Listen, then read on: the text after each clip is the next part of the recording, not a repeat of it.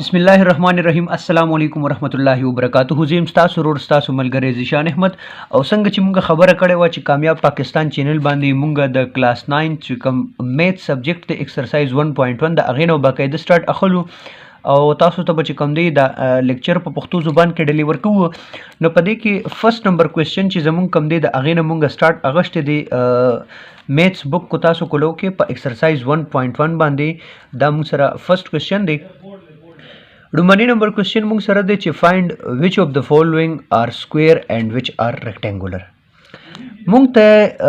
دلته کې تقریبا 1 2 3 4 5 او 15 کوېسچن مونږ ته راکړی دی مونږ ته وایي کنه چې په دې کې تاسو وګورئ چیرې په دې کې سکویر کم یو دی او ریکټینګولر کم یو دی بس په دې کې صرف دا معلومول دي چې کوم سکویر دی بس هغې ته ولیکه لاندې چیرې دا سکویر دی چې کوم ریکټینګولر دی هغې ته لاندې ولیکه ریکټینګولر خو اوس خبره دا ده چیرې سکویر وایي څه د سکویر مطلب څه دی ریکټینګولر څه ته وایي د ریکټینګولر څه مطلب دی صحیح شو خو د هغې نه مخکې زه به دا دواړه ټاپک چې کوم دی لا فی الحال پرېږدم ځکه چې مطلب زموږ د پوهې نه دی زه به اول راشم که نه رو او کالم ته چې ته رو او کالم پیژنې نو ته به سکویر او ریکټینګولر هم پیژنې خو چې ته رو او کالم نه پیژنې که نه نو ته به سکویر او ریکټینګولر کې فرق نشي کولی خو د رو او کالم نه هم دا ټاپک هم چې کوم دی دا به هم زه پرېږدم زه به اول راشم هوریزنټل ته او ورټیکل ته صحیح شو هوریزنټل او ورټیکل باندې چې ته پوه شوې که نه ته به الریډي په رو او کالم پوه شي چې ته په رو کالم پوه شي ته په دې پوه شي او ته به دا کوېسچن بیا اسانتیا سره سولو کولی شي نو مطلب اوس زموږ د پوهې نه دی اول راځم هوریزنټل څه ته وایي او ورټیکل څه ته وایي عام زبان کې وایو پښتو زبان کې که نه هغه مونږ وایو که نه وایي هغه داسې انسي چې داسې نو دې ته موږ هوریزنټل وایو ورټیکل څه ته وایي هغه داسې نیغې انسي چې کوم یې ته موږ ورټیکل وایو لکه د دې نه او د دې نه زما څه مراد دی لکه مطلب زه یو دې ځای کې یو میټرس اخلم که نه لکه A = 1 2 3 4 دا ما یو میټرس واغشتو نو اوس کو دې کې زه خیال وکړم دا په داسې انسي نه دي دې ته موږ دا یو هوریزنټل شو دا دوه هوریزنټل شو لکه تا له اوس څوک وایي که نه چې په دې کې څو هوریزنټل دي نو ته به ورته څه وایې په دې کې څو هوریزنټل دي دا یو شو دا دوه شو دوه هوریزنټل دي پکې صحیح شو چې تا له څوک وایي چې په دې کې ورټیکل څونه دي نو ورټیکل خو ما ته وایي که نه چې نیغ نو دا یو شو دا دوه شو هوریزنټل هم پکې دوه دي او ورټیکل هم پکې دوه دي لکه اوس مثلا زه دلته کې یو اخلم چې C = 1 2 1 3 4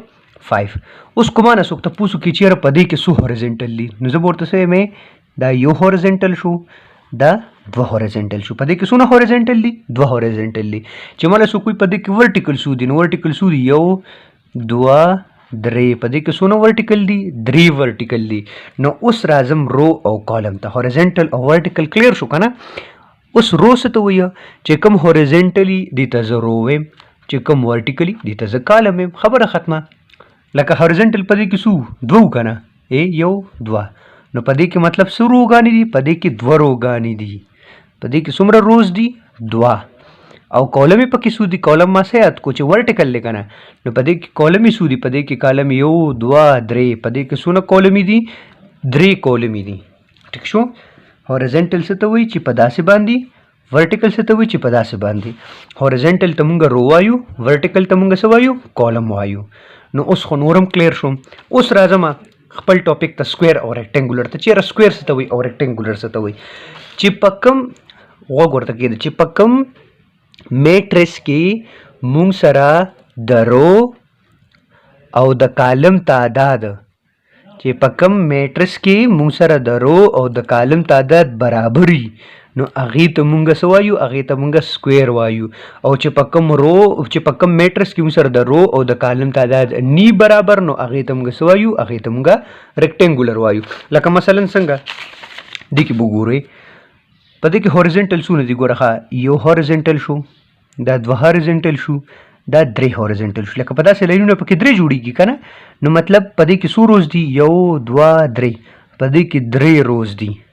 کالم یې پکې څو دي نو سیده لاین خو پکې دا دی بس یو جوړېږي کالم پکې څو دی کالم پکې یو دی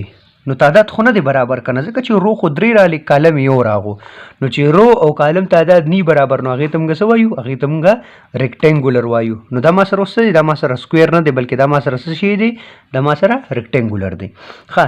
د بي نمبر ته به زه وګورم په دې کې په داسې لاین څو جوړیږي به یو لاین پکې جوړیږي او په داسې پکې جوړیږي نو مطلب یو پکې رو ده یو پکې کالم دی نو برابر رالو قرآن لو چې برابر رالو نو هغې ته مونږ څه وایو هغې ته مونږ سکویر وایو ټیک شو ښه دی بل ته وګوره په دې کې مونږ سره په داسې باندې څو لاینونه جوړیږي یو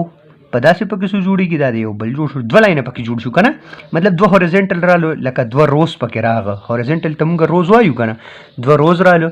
په داسې لاین پکې څو جوړیږي یو دوه څو پکې کالم یې راغی دوه نو برابر رالو برابر نه دی یو شان دی کو نه دی دو رو دی پکې دو پکې کالم دی نو چې یو شان نو هغې ته مونږ څه وایو هغې ته مونږ سکویر وایو دیو ته به زه وګورم په دې کې دا یو لاین شو په دې کې دا بل لاین شو رو پکې څو راله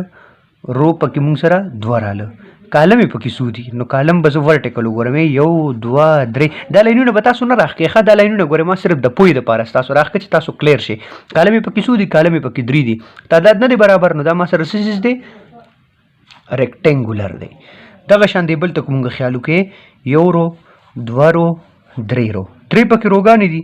صحیح شو کالم یې پکې څو دي یو دوه درې رو او کالم یې پکې څو دي دوه نو تعداد خو نه دی برابر که نه تین او دو راغو که دا ما سره کم یو شو دا ما سره ریکټینګولر کې راځي نو ډېر اسانو